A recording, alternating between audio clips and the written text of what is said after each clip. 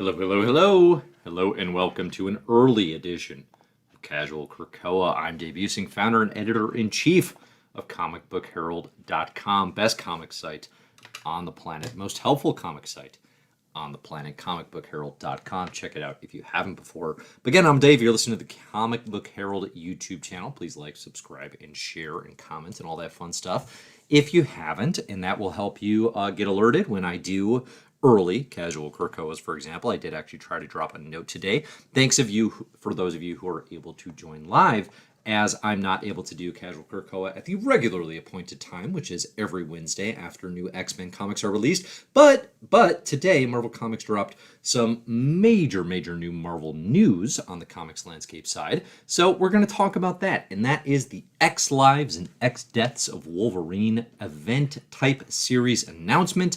That's coming in early 2022. I'm going to talk about the Ages of Krakoa that the announcement teaser kind of talks about, and we'll just dig into what does this mean? Why are we doing a Wolverine event? What is this going to mean in a post-Inferno landscape for X-Men comics? What are the Ages of Krakoa? And all the big questions that accompany this. For those of you who are able to join live, first off, thank you so much. Get in any questions that you have. I will try to answer all the good ones that I see. Super Chat is available, so if you want to support Comic Book Herald endeavors and get in your question, that will be prioritized, and your generosity is greatly appreciated. And of course, let me know if there's any issues with the stream, again, we're talking audio quality, we're talking video quality. We are not talking quality of content. That is a given, right? That is a given. But seriously, thanks everybody who's joined live. I really appreciate it. I'm going to begin scrolling through some of these questions as I get into what you all want to know about the X Lives and X Deaths of Wolverine here in the early stages. Now, from the Marvel teaser, what they tell us is House of X and Powers of 10 ushered in the first Krakoan age of the X-Men. Now, Marvel Comics' X Lives of Wolverine and X Deaths of Wolverine will test the best there is at what he does before any mutant can survive to the second Krakoan age. Benjamin Percy, Joshua Cassara, and Federico Vicentini tell two interlocked tales about what happens to Wolverine when his pasts meet his future. Okay, so that is the story that is coming here in the X Lives and X Deaths of Wolverine. They're going to be two interweaving series a la House of X and Powers of 10, right? When Hickman's House of X and Powers of 10 launched in 2019, we had, alternating and then semi-alternating issues. The allusion here, the reference here, and presumably the way this will come out is that those things will actually interlock in a similar fashion, okay? The lives and the deaths. Before we kind of dig into the content and dig into all the good questions here, I do also just want to say, this could have had a better name. The X Lives of Wolverine and the X Deaths of Wolverine is a mouthful. I don't like saying it. I don't like the way it feels on my tongue. It does not come out cleanly. It is a mess. X of Swords, Ten of Swords, got some backlash, right? Just for being sort of confusing in the way they're using the X. Was it an X? Was it a 10? That led to a lot of really dumb debate. This is the opposite of that, in that Ten of Swords, just as a X of Swords, that looks cool. That sounds cool, right? Regardless of the fact that it was called 10 and they're really leaning into this Roman numeral system here. The X Lives Wolverine and the X Deaths Wolverine, it does not. It does not look cool. It does not sound cool. I do not care for it. I prefer, if we're going to stick with the same structure, just the Lives and the Deaths of Wolverine. If you want to call it the Lives and Deaths of Wolverine X, we got to get an X in there somewhere. Sure. But I think pretty poor naming. X Office, you can do better. I've seen it. You can do it. But I think otherwise, we'll talk about like the actual questions that matter here. Do we think this is going to be good? How confident are we in Ben Percy as a creator, frankly, to deliver the next big X event post Inferno? Again, I really want to lean to what does this mean? Ages of Krakoa. Okay, so I'm going to talk about all that. Again, continue getting questions in, continue getting thoughts in here in the live chat. I greatly appreciated it. But again, this announcement came out today, and it came out as part of Marvel's big 2022, phased planning, okay, for what they've announced as some of the comics that are coming, their big tentpole events for 2022. And I'm just going to see if I can actually get this up on the screen here. Here we go. Let's try this again. All right. So, okay. We got the slate. I'm going to talk a little bit about this as well, what this means for Marvel Comics 2022.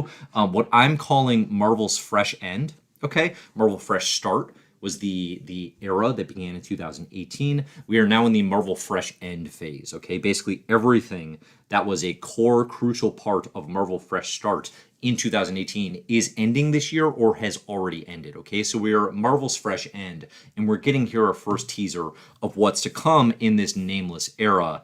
Will it be Marvel's rotten end, or will it be a continuation of Fresh Start? Right, eras are kind of meaningful in comics, and Marvel has done a disservice, frankly, to eras in the labeling, because they, from post Marvel Now, from 2015 to 20, basically to Marvel Fresh Start, they tried like 20 different things in a very short period of time, so it really sort of diminished.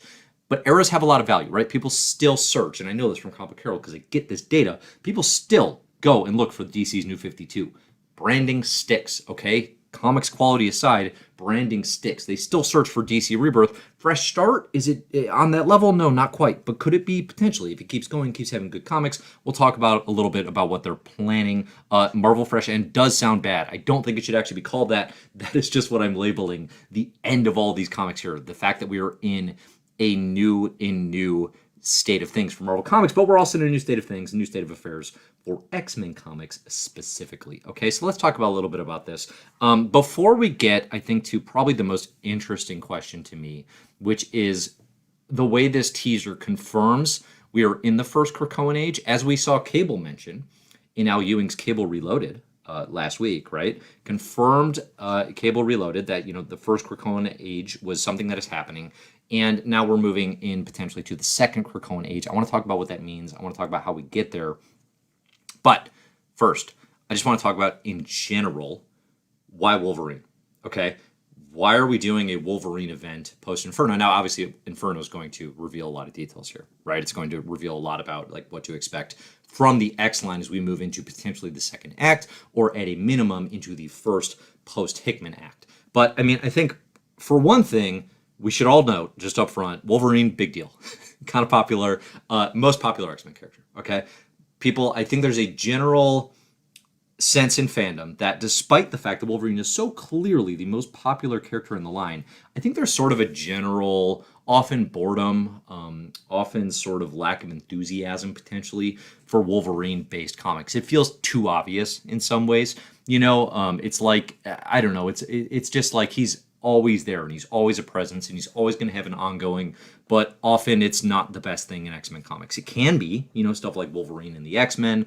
I think the character functions, for me as a reader, way better as part of an X-Men unit, as part of the world of mutants, than he does on his own. I'm rarely a Wolverine solo series enthusiast, but regardless, obviously Wolverine is the biggest name. Now, the potential allusions of X Lives of Wolverine and X Deaths of Wolverine is obviously the big thing here is the lives and deaths are plural, and we're using the X up front, a la Moira X from House and Powers. Okay, so the implication of what we're potentially going to get here in the X Lives of Wolverine and the X Deaths of Wolverine is Wolverine's lives and deaths across various lifelines of Moira McTaggart. Could this be, in its way, the long-anticipated Moira X series, but for branding purposes, for sales purposes, you throw Wolverine on the header, because despite the fact that I'm way more likely to go buy Moira X, the solo series, the masses are way more likely to go buy a big old Wolverine event, right? That is just science, that is clear, that is how it's going to work. Could it be that sort of Moira-ish series? Yeah, potentially. And I think for me, the way this series is cool, the way I'm into this book is if X Lives of Wolverine and X Deaths of Wolverine is exploring Wolverine across Moira's lifelines. It is not going back and looking at, as the quote said earlier, Wolverine's past intersecting with his future. That is every Wolverine story.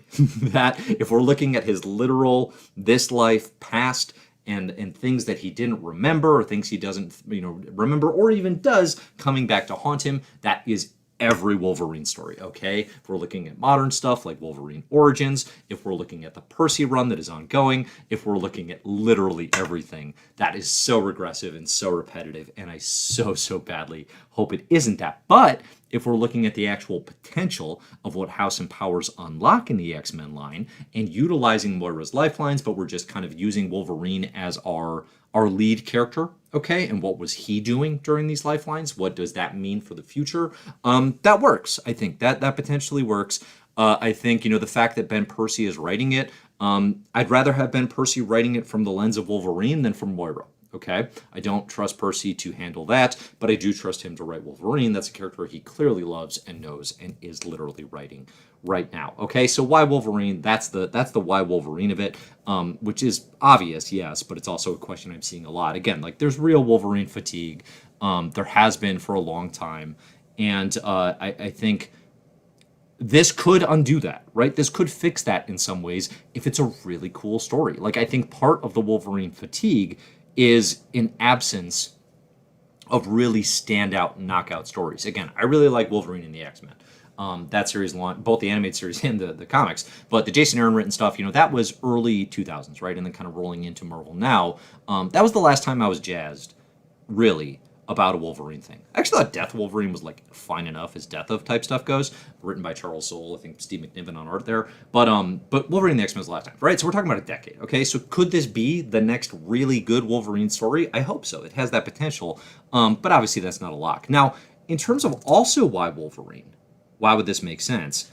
Well, this is actually the character that we've seen interact with Moira X more robustly than anyone in the X-Men line, okay? Probably we see Professor X literally pop up in more lifelines than Wolverine, but we see Wolverine and Moira actually interact more than anyone in Moira's lifeline. So in House of X and Powers of 10, we see Wolverine and Moira have a relationship of sorts in Life 9, in the Apocalypse lifeline, as Wolverine becomes one of the Horsemen or one of the acolytes of Apocalypse. Again, it's Wolverine who comes back to Moira, who gives her the data on where to find the Nimrod, and then ultimately kills her so she can go on to the next life, okay? Now, in Wolverine Life 6, but yes, that's probably what we're getting here in X Lives and XS. In Moira Life 6, we get the same thing, okay? It's Wolverine and Moira, potentially in some sort of romantic relationship, but like trapped at the end of days in this sort of human zoo by Homo Novissima, right? So we know from House and Powers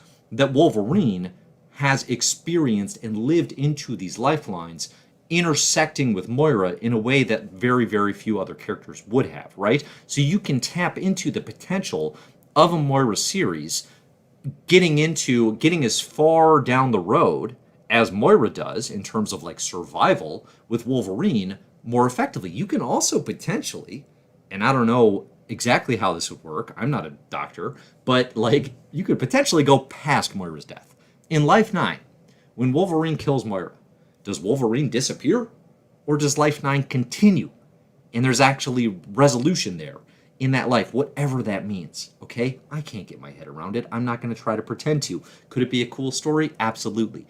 So I think Wolverine makes a lot of sense. This is a character who actually intersects and spends time with Moira McTaggart in her lifelines. Using him as a POV character, again, because of the obvious stuff like popularity, it makes sense. It actually does. So I think in that regard, if that's what the book is going to be, I'm really into it. That's going to be really cool. Would I rather have someone who really gets Moira X, who somehow isn't Jonathan Hickman, writing a proper Moira book? Yeah, I would. But nonetheless, if that's what this book's going to do and tap into all that potential, I'm really into it. If it's literally anything else, I'm disappointed. Okay? I'll be disappointed. Again, if it is a thing where we are looking at like secret stories from Wolverine's past in the timeline that we know, oh boy. Oh boy, I am checked out already, okay? I will be so badly checked out. And that's where we get into probably the Ben Percy of it all. And that's, I think, one of the questions we had here from Charlotte. Thanks, Charlotte, for the good question. Asking here, how confident are you in Percy's ability to write a story that supposedly might be as important as Hox Pox? His X comics have definitely been in the lower tier for me so far. Yeah, I mean, that's the thing, is like, I talked about this, I think, last week. But like, last week I talked about the need for X Office creators to level up. Okay, X Office creators need to level up post Hickman. I think, especially, look at the original Dawn of X roster of creators. Okay, and look at how they started, and all that enthusiasm and all that goodwill that House and Powers generated into their books, versus kind of where we are now, right? Jerry Duggan. Okay, Jerry Duggan has a real chance to prove himself as a creator, sort of worthy of the mantle, right? Worthy of the legacy of Hickman. Real good issue in Planet-Size X-Men, an X-Men series a lot of people are digging. There's potential there, right? Marauders has absolutely stagnated. But there's potential there. Okay, that one's middle of the road. That one's up in the air. Teeny Howard, big letdown for me. Fan of plenty of works. Death's Head, Thanos. Prior to the X stuff, Excalibur, obviously, as I've talked about many times on Casual Krakoa, not a book that does it for me. I know it does it for plenty of people. Great. I'm glad. But for me, it's a letdown. It's very inconsistent. It's rarely the book I want. X-Corp has been one of the worst of the line. Has been one of the worst of the line. If it was not for Teeny Howard having co-written Ten of Swords and the nebulous nature of what it means to have co-written something with Hickman, who probably gets too much credit just by virtue of everyone giving him credit for everything, that's the Ten of Swords stuff. Creation, destruction, stasis, those are great. Okay, so Howard's contributions there, I think, probably get overshadowed. But if it wasn't for that, I'd be sitting here saying, like, it's time for her to write a good X-Men comic. Like, I'm ready for that. Like, I would like that to happen. Because S-Corp has been just an absolute bomb. It's bad. It's a really bad comic. I think there's a lot of potential there. Again, a creator I like. I know a creator a lot of X fans like. But I want to see better stuff there, right? Brian Edward Hill, Fallen Angels. Did not get a fair shake. I do not think got nearly enough support from the X office. There should have been more editorial oversight and guidance on Fallen Angels to say, hey, you're writing three characters who are not the same three characters that we're going to see in other books. I don't think Brian Edward Hill got a fair shake. Does that mean I feel better about Fallen Angels? Absolutely not. Fallen Angels was horrible. That was a really bad book. I think Brian Edward Hill got a raw deal. But okay, not a part of the line anymore. Already out. Ed Brisson wrote New Mutants for a bit, already out, right? There's two creators, part of the original lineup, already out. Not a part of things anymore. However, the specifics of how they got booted, it happened. Okay? And then we got Ben Percy, who's been writing a consistent, if too comfortable, X-Force and Wolverine. Okay? Too comfortable. Not taking enough chances. Doing somewhat interesting things. Intersecting. Clearly patient, clearly playing for the long game. But I think one thing that all of these Dawn creators who are still around have in common is they are overconfident in the patience of X-Men fans. They're overconfident in the patience of comics readers who are not the diehard, I'm just going to buy all the X-Books fans anyway. Okay? I think they learned some lessons. And probably this stuff was handed down via Hickman or via Jordan D. White or the guidelines, the guiders of this line. Hickman is famous for seed stuff. Take your time. Don't rush it. And he has proven time and time again that he can pay it off.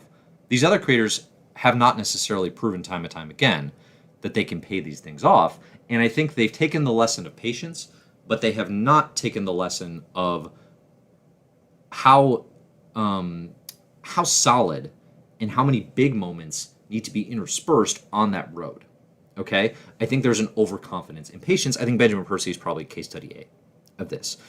There's an overconfidence in the patience of readers as we spin our wheels that this era will just go and go and go. And I think that's one of the biggest knocks on this era of X-Men comics, especially in the wake of the news that Hickman would not be driving the line post Inferno, is, fans sort of upset at the idea of, I really wanted to see this thing move forward.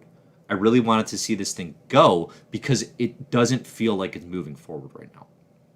All of which is to say, I am not tremendously confident in Ben Percy as the creator to do an event following up on the legacy of House and Powers. He makes a lot of sense as a Wolverine writer, right? This is someone who loves Wolverine. He's writing an adequate Wolverine series. Like I said, the last 2 issues where we've dug into Solemn and Araco mutants and Wolverine's connections to that have been some of the most interesting in the entire run. Okay, I think he needs to level up. I think this is a big put up or shut up moment for Percy as a creator to show people what he can do. And this is someone who can write the hell out of a story. His Green Arrow stuff in DC was good. Okay, his what do you call it? His Wolverine scripted podcast series are pretty interesting. I'm not like, losing my mind over them, but they're interesting, right? This is somebody who knows how to write a Wolverine story. X Lives of Wolverine and X Deaths of Wolverine is the best opportunity Percy's ever going to get to blow people's socks off with something truly, truly incredible. And if it leans into the lifelines of Moira, and it does that, and it has this interlocking Wolverine throughout all these various lifelines, that's the story. That would be the type of story where I'd be like, all right, he's got it. He's got it. He just leveled up. He just evolved. He adapted, a la X-Men. And this line is in for great things. If creators, aside from Hickman, can do that and carry that torch and have it work, I feel great about where the X line is going. But if he drops the ball, or even worse, frankly, is if that's not the and listen, like, does it literally have to be my ideal or expectation of a story? No, of course not. That's setting myself up for constant disappointment, right? But I so badly do something inventive. I don't care. It does if it's not literally using Moira's lifelines. Okay, fine. I think that'd be cool, but fine. Do something inventive. Do not just say Wolverine's got a secret past. What have we learned about that? No, thank you. No, thank you. That is every Wolverine story. I do not see it again. So I'm seeing a question here. Are you sold that it's X and not 10 lives? No. I expect that it's 10, right? I expect that it's Moira X. The X is used in the same capacity here as Moira's. It's a reference to Moira's 10 lifelines. I fully expect that it is a reference to 10 lives and 10 deaths of Wolverine series. Basically alluding to all of Moira's 10 lifelines. I think if it's anything other than that, I don't know. I don't know what it would be, right? You could lean into Weapon X or something, but that doesn't feel like the type of story we're telling here in the Krakoa era. So, all right. Those are my first thoughts. On where this is going. I want to talk about the ages of Krakoa next. Let's get into any questions you have here, and I would love to hear it.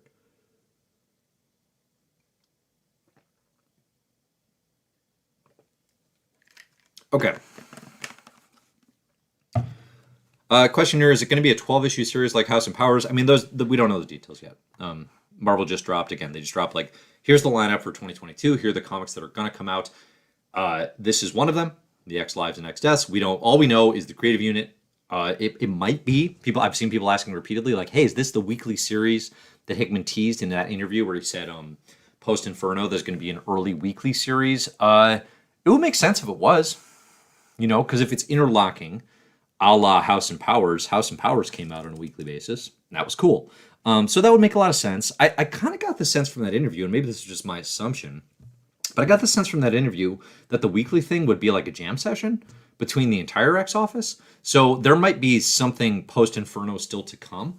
But I guess what would make the most sense is if this book comes out in, January 2022, and then it buys the X office, like, what is it? So January. So this comes out January 2022, and it buys the X office, I don't know, like 2 months of weekly, 6-issue, 12 issues to do the same House and Power structure. That would give the X office time post-Inferno to plan out what the line is going to be doing in March, and also avoid 2-month out solicits that sort of spoil any Inferno stuff, which is actually pretty smart to sort of toy with and work your way around just the comics marketing system, which clearly seems to be the thing that Hickman like hates more than anything working with Big Two Comics, is how annoying solicits are.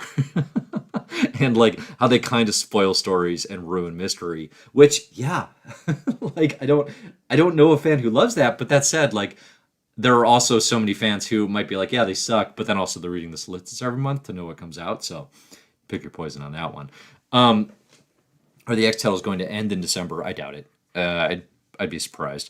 That would be bold. That would declare a lot of confidence in this story. Like a lot of confidence, right? I think we forget, but like the fact that House and Powers was the only X-Men book that was coming out for 12 weeks was a huge deal. That was a huge deal. Marvel Comics does not do that. They do not ever publish fewer comics than they need to. Okay? Marvel publishes too many comics all the time. The fact that they actually bought into something thoroughly enough to only have that be coming out when they could be publishing 25 X-Men comics a week, that was a big deal. I would be shocked if they did that again, personally. I bet my guess would just be all the regulars probably keep coming out in January and February. They wrap up any sort of post-Inferno threads, and then maybe in March we see like a proper what the new status quo is. I think that'd be the coolest way to do it for me post-Inferno. But we shall see. We shall see. Now, the biggest thing this teaser does, okay, for X Lives of Wolverine and X Deaths of Wolverine, and again, I'm going to come back here to Marvel Comics timeline for the year as we have time, even though that's a little less directly X-Men related. But the biggest thing that this does is it confirms that we have Ages of Krakoa. Okay, it confirms that Ages of Krakoa are going to be a major thing in this X-Men era. And again, like it confirms that we're in the first Krakoan age and we're moving to the second Krakoan age apparently much sooner than anyone anticipated, right? What does this mean? Ages of Krakoa. Okay, so some quick fire Ages of Krakoa theories that I have. Number one, Inferno, the event coming, written by Jonathan Hickman with a host of our favorite artists, that is going to reconfigure Krakoan structures. It is going to have our secretive quiet council that we currently have in place is going to be replaced by something more transparent, more democratic, potentially, right? The second age could simply mean that post-Inferno, post-Mystique trying to burn it all down, post perhaps a resurrected Destiny, post perhaps the freeing of Sabretooth from the black hole exile pit, that we get out of that and Mutant Kind says, wow, these great men, these great individuals that we put all our trust in, Professor X and Magneto, turns out they had a lot of secrets and they can't be super trusted. Also, they were hiding Moira, and she apparently has great thoughts on what is coming for mutants. Let's have a more transparent body of government. So the second age of Krakoa could simply mean sort of an evolving of how Krakoa functions and how the island functions. It could also mean, the second era of Krakoa could mean like it's a something similar to the United States, right? Where you have various local governments on different islands. Maybe you have a branch of Mystique government. You have a branch of Magneto government. Things that are where Mutant Kind says, all right, we don't want to wholly give up, this unity of Mutant Kind that we have for the first time ever. Probably the thing that makes our island actually the most unique. But clearly we cannot all be living under the same rule because our trust is so badly broken. So potentially that could be with the second age of Krakoa. That would be probably the simplest, most direct proposal for what that would mean in terms of ages. Now, I think the use there of the term age is a bit of a misnomer because, like, ages imply long stretches of time, at least as I understand them, right? The Iron Age, the Bronze Age, even when we talk about comics, if we're talking about the Golden Age, we're talking about at least like a decade of story. So to say the first Krakoan era, the first age was with the Quiet Council, and that was the pre-Inferno state of things, that's like 2 years in comics publication time, and it's also like 12 minutes in Marvel time. It's not a lot. So that feels a little off. It feels a little off to call it an age, although not impossible, I think. It could also be Moira's 11th life. Right? Like, this is what I've been talking about for a long time now, that Inferno could very easily be the event where we hit a reset button of sorts, and we get Moira out there, we get her involved, we get everyone well aware of, kind of what she has experienced and why Mutant Kind is structured and what they need to plan for, and that we head towards a new lifeline, all of Mutant Kind, in a new age of Krakoa, right? I think the problem, or one of the problems with this, would be if we actually hit the lifeline reset button, it doesn't seem like the sort of thing, again, that like Cable would know about. You know what I mean? So like when Cable says, oh, the first Krakoan age, cool, I remember that, it implies he remembers future Krakoan ages, right? And if he remembers them, it implies that they're all from the same lifeline. It gets wonky. You could work around it, but there's an implication there that it's all sort of a piece, right? So Moira's Life 11, again, I feel like that feels too heavy. I feel like moving into Act 2 is probably not a new lifeline. Again, that feels like endgame type stuff. I don't know that we're ready for it yet. I'm not ruling it out. Because clearly, I think clearly, Inferno has to resolve or move forward some of Moira's planning. Okay? It has to. Okay? If Hickman leaves without following up on Moira doing stuff, planning things, it'll be a huge bust. Okay? Inferno will be very disappointing if it doesn't do that stuff. I think the reset button, though, I think could be the sort of thing that we're probably a little too far away from. Here's another idea. Okay? Another Age of Krakoa theory. Krakoa has already happened across Moira's past lifelines, and we start seeing how that played out. So, if Krakoa has already happened, as we know it has in like Life 9, okay, we know in the Apocalypse timeline that there was a Krakoa before things really go sour with, the Man-Machine and Rise of Nimrod and all that. But how many lifelines actually had a Krakoa? Actually had some, like, could Life 6 have had a Krakoa easily? We don't see details in Life 6 until Moira's thousands of years into the future, right? So there could be all these Krakoas that existed through Moira's lifelines, and those could be considered sort of our ages of Krakoa. And that's the sort of thing where if Wolverine's event is spanning lives and deaths across Moira's lifelines, we could see various ages of Krakoa. Now, the cable wrinkle here still exists, still throws a wrench in that. But for the purposes of Wolverine and Moira, the ages of Krakoa could be, Moira's Life 4, Moira's Life 6, Moira's Life 9, etc., etc. Various incarnations of Krakoa, various ways that it went wrong, that it went right. We could see all the details. That'd be cool. That I would find interesting. Regardless, I'm really into this idea of different ages of Krakoa.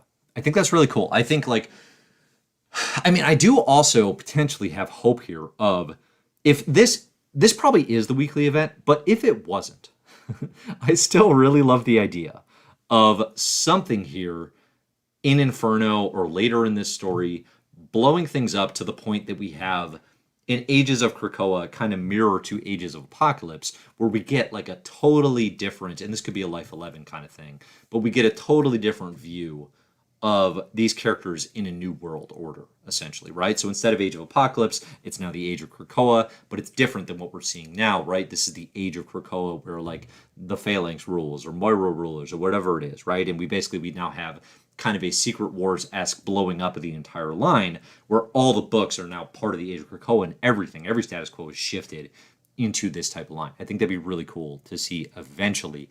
But again, are we there yet? Probably not.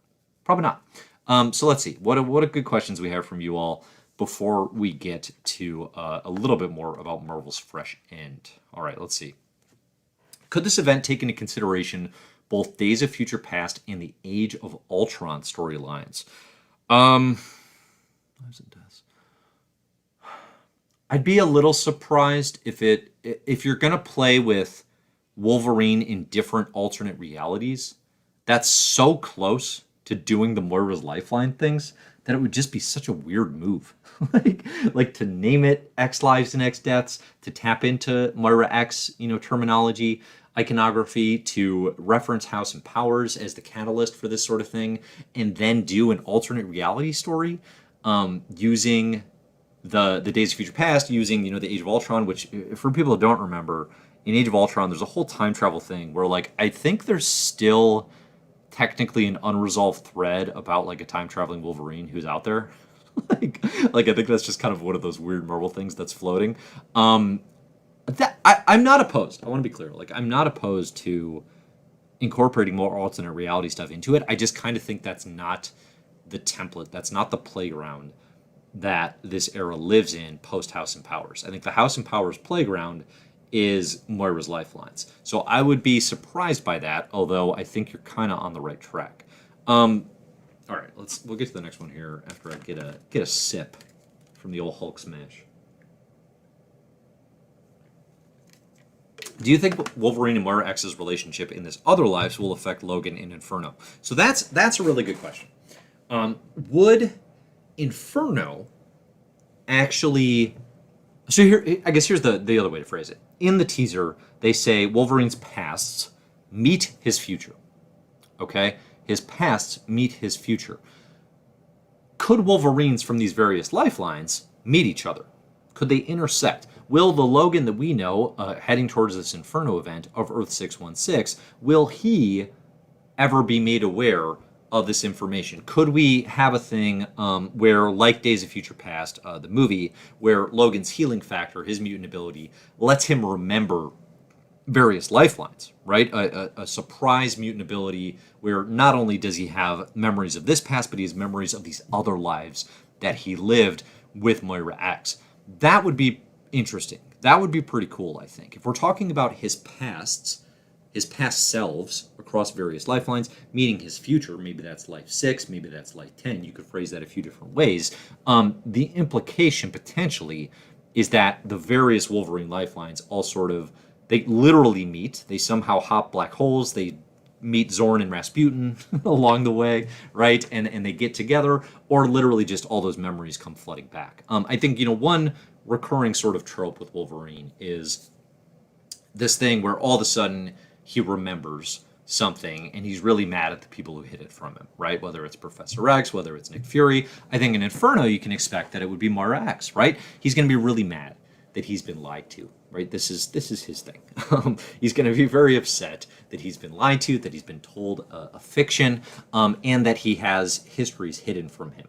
So I think that could be one of the coolest things that this story could do, is to actually have our Wolverine that we know of Earth 616 Life 10 aware of Moira's lifelines. Because, here's the thing. When the Moira cat gets out of the bag in Inferno, there's a lot of different ways that can manifest. One of them is Emma uncovers Moira, and Emma psychically, projects what Moira knows into every mutant's mind. I feel like that's likely, probably, right? The way the information gets disseminated, because how do you summarize it, right? What are we going to do? We're going to hand everyone, hey, here's 30 copies of Destiny's Diaries. Here's all Moira's journal entries. Everybody read this. No, they're going to psychically disseminate the information, right? I think that's probably pretty likely. But the alternate there is Wolverine remembers it first, and that's why X Lives of Wolverine and X Deaths of Wolverine makes sense. It's possible. I think too, as I'm thinking about this, I think the way Inferno ends, I think it's so likely. To me, if we get out Inferno without mutant kind aware of Moira and aware of what that means and aware of what that has meant for Krakoa and kind of what Moira's plotting, I think we kind of have to get to the center of her plot and kind of why it was so devious and secretive in the first place. I think by the time we get to Inferno, we're going to hit that point. I think that's why you can drop an X Lives of Wolverine and X Deaths, because now all of mutant kind's going to know about these timelines, and now we're going to get to play in them for 12 weeks with Wolverine as our guide. I think that'd be cool. Right? So, I get sort of the hesitation around, Wolverine event? What's that going to be? But again, I think if we're playing in the playground that House and Power's set up, it's a cool event. If we're not, and we're just playing in the history and legacy of Wolverine Origins, that's very mediocre. It's non-inventive, and it's regressive. And that would be a disappointment. So, but again, we'll see. Keep getting in the good questions. I love seeing it. Let's see what you all are thinking about this, because I'm sure I haven't thought of everything. Again, this news came out today. This is all thinking about what potentially could happen with these stories, again, in the span of a handful of hours that were predominantly distracted by small children. Okay? But no, definitely let me know. I think after I get a sip here, let's talk about the Marvel timeline and what I'm calling Marvel Fresh End.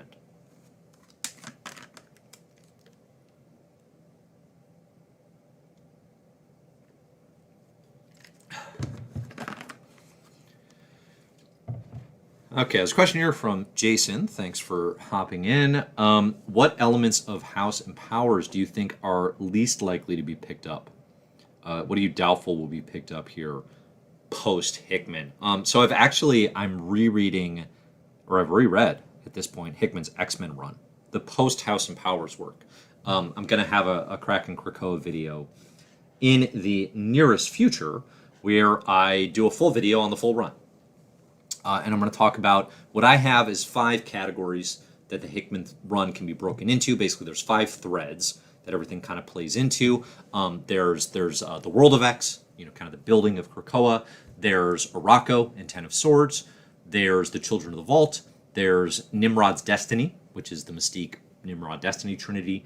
And then there's X-Men Cosmic. Okay, those are the 5 pillars of the X-Men run. And I'm going to share sort of thematically and relevance-wise what all those mean. And then I'm also probably either in that video or probably in a second one going to do and what are the mysteries and sort of the seeds of this that either haven't been picked up on or haven't been fully resolved. Because one of the big disappointments as I'm rereading it and is like so much of Hickman's X-Men run, again, I'm talking specifically post-House and Powers, although House and Powers plays into this a bit, right, is it's so much seeding, it's so much ideas at a time, but it's all unresolved, okay? The only thread that I mentioned of those 5 that really sees resolution is the Arakko Ten of Swords stuff with Apocalypse.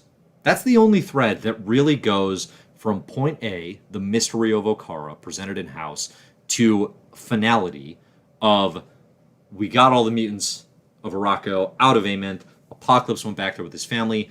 You can continue with that story and talk about getting Apocalypse out of there, and his family will return at some future point, inevitably. But that's an ending of sorts, right? That is a satisfactory story that has been told. That's the only thread, really, that sees a resolution of that nature. The Children of the Vault thing kind of gets a resolution in the sense of we sent Synch, Wolverine, and Darwin into the vault, and we do get them back out, and we do get what they learned after X-Men number 19, but we don't get any resolution as far as what's going to happen with the vault, right? We don't get any of that resolution at all. So that to me is not a resolved thing, okay? So anyway, so those are the threads of Krakoa. What do I think is, or of the Hickman run specifically, what do I think is going to not get resolved? I don't think Inferno is going to resolve that moment in House where Doug touches Krakoa and leaves techno-organic virus behind, a la Warlock. I don't think the Doug Warlock mystery, why was Doug hiding Warlock? That seems like it's an abandoned and forsaken plotline. Okay? Because I don't think I think, 1, we're not going to get the Phalanx stuff here, and 2, I don't think we're going to get to, I just don't think that's the thing they're going to tap back into. I don't think that's going to happen. Otherwise, the mysteries that are the most interesting, obviously, is what is Moira planning? I think we can and should hit on that in Inferno. Again, if we don't, I think it's a miss. What else? Good mysteries. All of the Sinister Secrets. I mean, there's no way we hit on all of them, but we are moving toward chimeras, so that wouldn't be shocking if that was a part of Inferno. I mean, definitely let me know here too, because I didn't actually write all this down, so I don't have it directly in front of me as far as what the mysteries are. I mean, there's a lot of mysteries about what Orcus is, about what their plans are. There's so much. It's so frustrating reading the Hickman run, knowing he's not going to stick around and hitting those chunks of redacted text. There's so much mystery around Moira's journals and all that redacted stuff in there. There's so much mystery around literally who's involved with Orcus and all the redacted information there. There's a lot. There's a lot of stuff that is seeded and not fulfilled. What is the mystery at the heart of Krakoa, right? How does Krakoa still feel about all this stuff? What is going on with Sabretooth in the pit in Krakoa? Which again, as I've referenced in that totally random Anthony Jeselnik comedy podcast where he was going to be writing a series about Sabretooth, but it implied this sort of living jail at the heart of Krakoa. What is that story waiting to be told? What's the Victor Laval book coming that's going to follow up on it that I'm still predicting? Because that would be amazing. There's so many secrets. There's so much mystery to this. Inferno cannot possibly touch all of them. I do think it will touch the most important stuff, which again is the Moira of it all, which is the Phalanx of it all. I don't think Inferno will cover the Phalanx and the Galactic and the Cosmic stuff. I just don't think we'll get there yet. Will the Vulcan mystery come up in Inferno? I hope that it does. I suspect that it could. I think, again, if we need sort of a demon army to mirror 1989's Inferno? How about those weird aliens in the Cancerverse who experimented on Vulcan? What are they plotting? Right? That's still out there. That's a huge one. I would love to see that. What is Brew doing as the king of the Brood? Right? There's a lot. There's a lot. And I want to see all of it, but it won't fit in what's going to be, what is it, 48 by 4? So, just shot 192 pages of comics. It's not going to fit. So, I don't know. Good question. I want to hear people say like, what are the mysteries that you most want to hear an answer to that you are the least confident we will get? And again, now we're just talking the Hickman mysteries, because there are other creators. Al Ewing's dropping mysteries in Sword that I'm invested in. Cy Spurrier's got Onslaught mysteries that I'm invested in, and on down the line, right? So there's a lot of good stuff there. Okay. Question came in via the super chat. Thank you for your support. Do you think the Wolverine dies and through resurrection he gets a change in powers? And resurrection could lead to him knowing about Onslaught and what he does in the future to Krakoa. I think the one question here that is most interesting to me is, so we have the lives and the deaths of Wolverine X. Will there be a death in this lifeline? Will Wolverine die at the end of Inferno, for example? He's already died, I think, in this in this era, right? In House 3 and 4, Wolverine dies along with the rest of the Mutant Strike team. It's already happened. We had a big Death of Wolverine event in 2014, so I don't think there's going to be a death that is significant. He's already gone through resurrection, a handful of times probably. So I don't think a change in powers. Bring back Hot Claws, by the way. Hashtag bring back Hot Claws. Whatever happened to that? But no, I don't think he'll get a huge change in powers. I think probably like a lot of the mutants, and this is another one of those mysteries that we were just talking about. There's going to be this reconciliation with the fact that like this thing that has been teased, where they're all a little more themselves. They're all a little heightened. We see how Sync's power levels are amplified by 4% or whatever the heck that means. Wolverine surely has had the same experience. So I think that stuff's already happened. Resurrection leading to him knowing about Onslaught. I don't expect that like Wolverine's going to be a big part of the Onslaught Revelation story. I mean, I think Spurrier's work is pretty contained to Legion, Nightcrawler, the Zorns, Professor X, and then any other players he's touching. His favorites, Dr. Nemesis and Dazzler and whatnot, right? I don't think he's going to bring in other heavy hitters in Onslaught Revelation. He already has Nightcrawler and Legion uncovering that mystery. They already know about it. Those are going to be the characters who figure it out again in Onslaught Revelation, I would bet. Okay. We got another super chat here, even before Inferno. Logan said he didn't trust Krakoa in his Ten of Swords part. Makes me wonder how much of this is a Logan story or about Krakoa X. One of the things that I found interesting about the reread of Hickman's X-Men run is how much Scott Summers' Cyclops buys into Krakoa. How badly he wants to buy in to this utopia.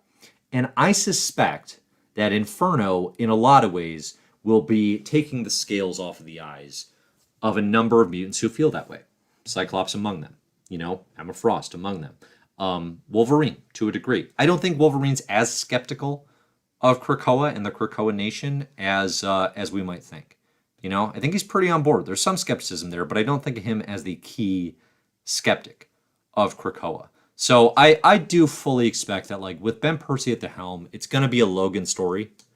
I just think that's the character he likes, and that's the character he's interested in. I saw it earlier, and I forgot to answer this, is like, somebody was asking, okay, X Lives of Wolverine and X Deaths, is this going to be a Logan or a Laura story? With Ben Percy writing, I'd be shocked if it wasn't a Logan story. I would prefer if it was both. I would really, really prefer if it was both. I hope that it is in some capacity, right? Because I think the Wolverine family is a lot more interesting than just Logan as a character. But I don't necessarily think it's going to be more than that. I think it's what it says on the tin, the way it's marketed, and the writer who writes Logan stories. It's probably going to be that. It's probably going to be that. All right. So another final super chat here that I got. I'm bummed that the grander theme of machines outpacing human and mutants, Mother Mold's threatening words in Hox Pox, may not be picked up. That one I think is already there. Actually, I think the grand theme of machines and the inevitability of artificial intelligence, I mean, that's there in the Nimrod stuff, in the Hickman run, right? In X-Men number 6 and X-Men number 20. The inevitability of Nimrod. The X-Men literally took Moira's Life 9 intelligence to strike out the building of a Nimrod, and despite having done that, Nimrod's still online. Okay? They actually kind of, in a way, led to the creation of Nimrod because it was Dr. Gregor's husband who sacrificed himself, who is now the basis for that Nimrod, right? As we know it. So I think that heart is very much there. I mean, I think that's something that even Duggan is playing with, sort of human and machine collaboration, sort of melding together. I think that stuff is very much a part of the Krakoa era. We've also seen it in books like Hellions, as they go up against the right.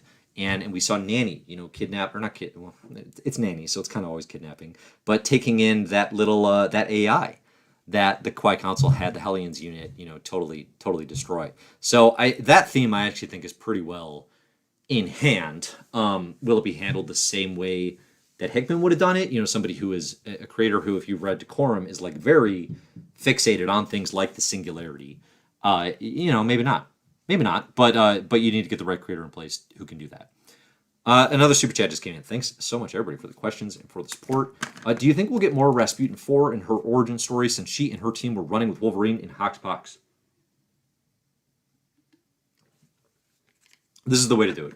This is the way to do it, right? This is the potential of X-Lies of Wolverine is bringing back Rasputin 4. If for no other reason,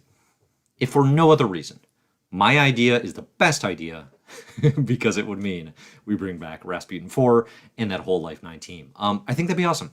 I really, really do. Do I think we'll get that? I hope so. I really do. I think, again, the way this series is announced, the way it is framed as a follow-up to House and Powers, the way we're talking about Wolverine's pasts and futures, the way it is using the X iconography, it would be a disappointment if it doesn't. Yeah, I'll leave it there. I mean, I really think that it do. All right. Let's see. What other questions? Anything? All right, let's talk about Marvel's Fresh End. So like I said, we're at this point in time where, so this X Lives, X Deaths came as part of Marvel's 2022 planning. And they kind of announced, hey, here's all the tentpole comics we have coming, sort of like an MCU phase, which is really cool. I actually really like the strategy. I like this approach, kind of saying like, hey, here's the calendar. Here's all the big stuff that we're planning, and then for most of these, they're like, here's the creative units involved. Right now, we're at a point in the Marvel Universe where we have all endings, no beginnings, okay? We have the ending of Coates' Black Panther, Captain America, Hickman's X-Men, Al Ewing and Joe Bennett's Immortal Hulk, Nick Spencer's Spider-Man, Rainbow Rowell on Runaways, Cates and Stegman Venom, Jed McKay's Black Cat, Sorta Zdarsky and Chiquetto's Daredevil, although that's continuing here with their Devil's Reign, a Marvel event, and the list goes on, okay? But we have all these books that sort of solidified and formed the basis and the center of what matters and what's cool in the Marvel Universe ending, and we don't have a lot taking their place as of yet. What's probably missing more than anything is sort of that sense of like, what is the center of the universe? I've said this before, but like Marvel Comics are at their best when there's a clear center, a clear driver at the core, and regardless of whether or not everything ties into and plays off of that, if there's that basis there, the rest of the comics can do their thing. But right now, one of the problems that Marvel has is the longest running series, the one that actually isn't ending, but is kind of rebooting and spinning into Avengers Forever here, is the Jason Aaron written Avengers, which is, for me, a big nothing. It's a very flawed, fundamentally just kind of... It's unenjoyable because of how sort of much of a miss it is. I can't even form the words to accurately describe, but like it's playing with these big ideas and it just kind of has no grasp, and it also just has no impact on anything around it. It just isn't working. And it's not a thing that's actually driving the center of the universe. Nothing's playing off of it. It's not playing off of anything. It's just kind of, it feels like, kind of almost like a what if, but also just like Mad Libs of various Marvel components that the Avengers could tackle. But anyway, long story short, I don't feel like there's a center of the Marvel Universe right now. We're at this rare Marvel's Fresh End, a reconfigured Marvel Center is essential. This is also, in the announcements, this is the most MCU-centric vision of the line I think we've ever seen, okay? And this is Marvel Comics, two announcements here that are really, really MCU-centric. A handful are in terms of, like, She-Hulk's going to have a show, so there'll be a new series. Moon Girl and Devil Dinosaur, I think, is going to have an animated series, so where we launch that comic. Stuff like that that's obvious and makes sense. But then there's a couple that are really, really tied into like where the MCU is going in a way that Marvel Comics typically have not.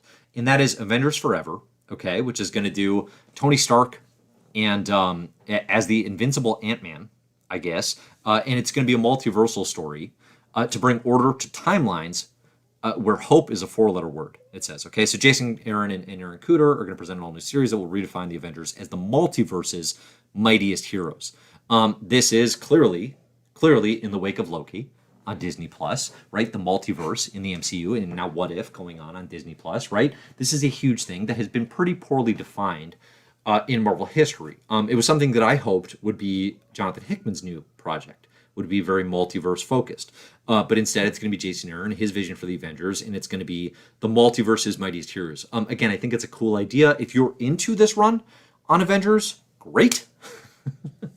Like, this will work for you. If you're not, this is probably disappointing. I like the idea. I don't like Aaron's execution on Avengers, so I am dubious. Okay, but the other one that's really, really MCU focused is this event Timeless. Okay, and it says when a threatening new timeline emerges, King the Conqueror must fight his way through the coming year to protect the main 616 timeline he's worked to solidify. We're gonna have Jed McKay, Kev Walker, Joe Bennett, Mark Bagley, and more provide a first look at what's coming to the Marvel Universe in 2022 in a story that will prove the future is timeless. Again, post-Loki, Disney Plus, Kang as a protector of timelines. This is clearly going to be a big shaping of what the line's going to be moving forward. I think in general, so in terms of like what I'm excited about Devil's Reign, continuation of a really good Chip Zdarsky written Daredevil run, right? That'll be interesting.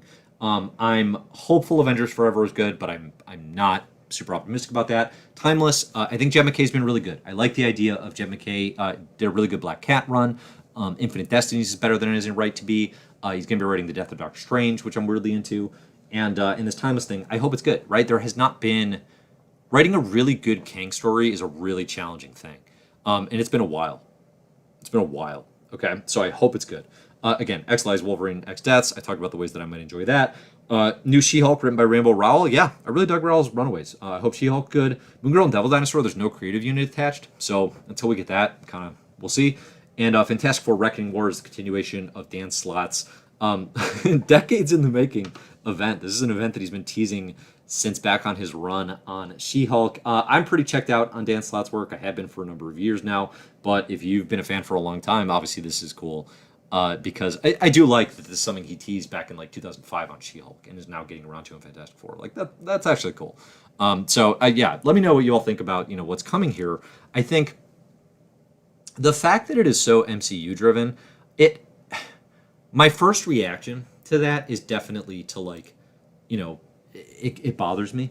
I don't like the comics being so driven or so tied to what's going on in the Marvel Cinematic Universe. I like them to tell stories that then later get stolen by the Marvel Cinematic Universe.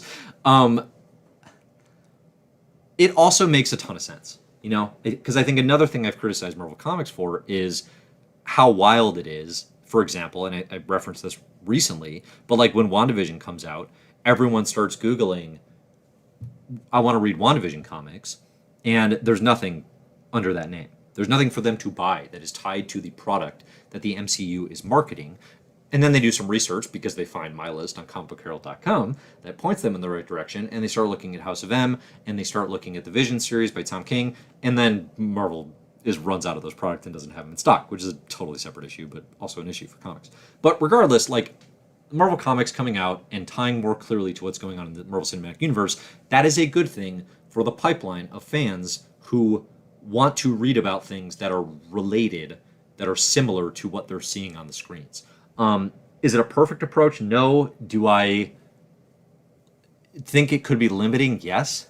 Like eventually, and this comes up all the time with X-Men. It's like, oh, is Feige pushing on the X office to shift their stories? And like, I don't think it's that direct yet. I'd be pretty surprised. But I don't like that level of like corporate interference. I think that's just a bad thing for the creative process potentially in the long term.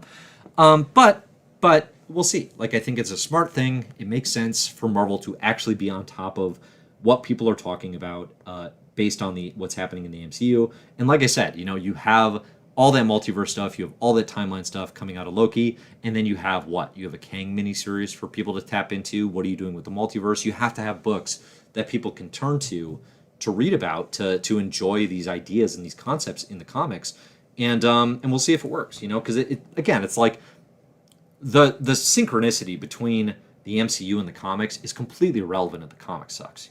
Avengers Infinity War came out, then there was the Infinity Wars event, written by Jerry Duggan, very bland, very fine. It didn't matter that Avengers Infinity War is the biggest movie in the world. The event was like this totally different thing. It just happened to share a name, right? So that's ultimately relevant. But if the comic and the concept is cool and it's good and people get to talking about it and get to recommending it, in connection with these MCU series, that's what's really going to pull the plug here. If the online hype meter is, oh, hey, do you like Loki? Oh, hey, do you like what they're doing in What If?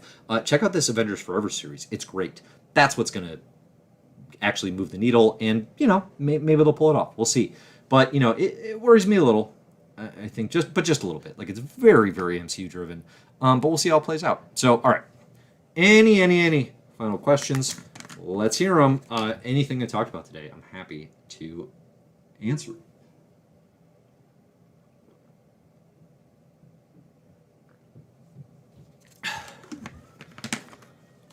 Let's see. All right, what do we got? After this announcement, what do you think Hickman's going to write for Marvel? Doctor Strange magic stuff is still the front runner. I think that would continue to make the most sense. I don't know if those of you who saw, I did get a question answered in AIPT's X-Men Monday. This week was an interview with Jonathan Hickman. And the question I asked was, will your future Marvel projects connect to the X-Men universe in any meaningful way? And he kind of swatted it out of orbit, but he took the time to answer. And the answer was effectively like, I can't answer this satisfactorily because I don't want to spoil stuff, which fair enough. But he was also like, I'm not going to be writing... Basically, he was like, no. It's not going to connect, and he was like, I'm not going to be writing X-Men stuff because I don't want to step on X-Men people's toes. I mean, what I was getting at with the question, what I wanted to know was, I don't want to know if he's going to write X-Men characters. I don't expect that. But what I wanted to know was, like, are the seeds that you've planted in X-Men relevant to the seeds you're going to plant in this new magic book? And are those seeds going to play into your final return to the X-Men, right? Really leading him into my theory of how I want the world to work. And the answer was definitely not supportive of that. But in the answer, he did say, unless I return to the X office to finish things, so saying there's still a chance. But yes, I did get that question asked and answered, which was fun to see, despite the answer not being as satisfactory as I would have hoped. So what do I think? What do I think the answers, or what do I think he's going to be writing? Yeah, I mean, again, like it's probably not a multiverse thing now, with Jason Aaron writing that book. The idea of Hickman's multiversity seems less likely. Doctor Strange magic stuff still feels like the most likely thing, but honestly, that feels kind of disappointing. A magic thing would be good. I'm not disappointed in that. I'd be disappointed in like, ooh, here's Hickman writing a solo Doctor Strange book. Be like, WTF? like why'd you leave X-Men for this? Like, what was the point of that? But trying to hoxpox Doctor Strange and Marvel magic, that's interesting. It's an interesting challenge. I'm open to it. So I think that's the lead, but I'm curious what people think, if there's anything better than that. All right.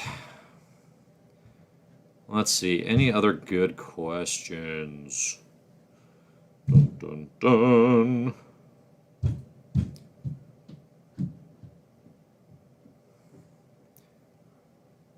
Bum, bum, bum. All right. I don't see anything of note. So thanks everybody for joining. Really appreciate it. Again, I'm Dave. You can find my stuff at comicbookherald.com. You can find me on social at Comic Book Herald. Thanks everybody for joining on a bonus early edition of Casual Krakoa. Again, there will be no Casual Krakoa tomorrow. There may or may not be Crack and Krakoa, depending on how much time I'll be able to carve out in the AM, and depending on whether or not those comics are uniquely interesting in any capacity. Okay? But the next big projects I'm working on, again, I'm doing a full Hickman run revisit for a video here. It's going to be possibly one of my longest videos I've ever done on Crack and Krakoa. We shall see. Get in your questions here. You know, if you want to get questions anytime, you know, you can, again, at Comic Book Herald on social. You can find me on Twitter. It's probably the place I'm most active. You can always go over to comicbookherald.com, leave a comment there. Will you be rocking that Doctor Who shirt again? Yeah, absolutely. I love that shirt. I got a Doctor Who, Doctor Fate team-up shirt. You know, Doctor Fate in front of the TARDIS. Yeah, we'll see that one resurface on a Casual Krakoa. Tune in, you know, every Wednesday, typically, circa 5:15 p.m. And you can find all of my fun shirts. This one is a Comic Book Herald special, which you can, if you find a link in the show notes here, you can go to the CBH merch store and get yourself a comfortable shirt or hat or whatever. And, you know, make your way to support Comic Book Herald. It helps me out a great deal. So thanks everybody who did that today. We have to go out. We have to go out on this this note. Those of you who listen to My Marvelous Year know how I feel about this. There's a question here. Do you think that there will be anything Alpha Flight related coming up? The original Canadian one, I mean. I hope not. I hope not. Muck Alpha Flight, right? Okay. I'm being harsh on this. If you don't know this, that's a little kayfabe I like to play up here on My Marvelous Year, the podcast where we go through the history of the Marvel Comics universe from its origins to today. I don't love Alpha Flight comics. My co-host Zach Dean does. But like, honestly, no. Alpha Flight is totally messed up as a Canadian super unit. Again, they became like the space arm of the Marvel Universe for a while. They're still kind of that in some ways with Henry Peter Gyrick on top. Alpha Flight's a mess, and it's not getting better anytime soon. And it was never good to begin with. So, all right. Thanks, everybody, for listening. And as always, enjoy the comics.